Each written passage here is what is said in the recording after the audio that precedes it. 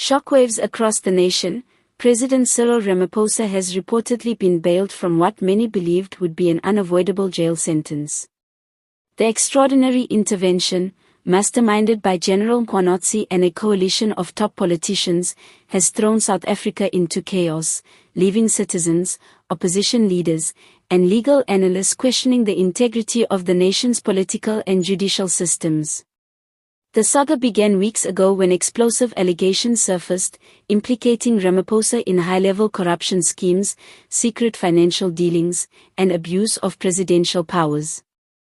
Public outrage reached fever pitch as investigative journalists and whistleblowers detailed evidence that, if proven true, could have ended the president's political career and sent him behind bars.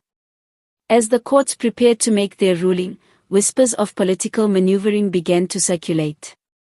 Sources revealed that General Mkhwanazi, widely regarded as a decisive force in South African politics, convened urgent, secret meetings with senior figures across the ruling party and allied factions.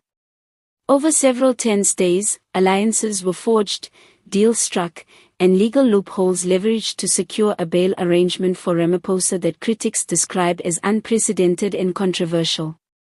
According to insiders, Mkhwanazi personally coordinated with top politicians from both the executive and legislative branches, ensuring that the bail was fast-tracked and that any immediate legal challenges would be delayed. It was a delicate operation, said one anonymous insider. Every step had to be calculated. One misstep and the judiciary could have blocked it. Mkhwanazi made sure Ramaphosa was shielded, politically and legally. The bail arrangement has sparked outrage across South Africa. Citizens have flooded social media with condemnation, using hashtags such as #RamaphosaBail, #JusticeDelayed, and #SAInShock. Many argue that the decision undermines the rule of law, sending a chilling message that political influence can override justice. Demonstrations erupted in major cities, with protesters demanding accountability, transparency, and the resignation of anyone involved in what they describe as a political cover-up. Legal experts warn that this bail, while technically lawful, represents a dangerous precedent. "We are witnessing a collision between politics and the judiciary," said a prominent constitutional lawyer.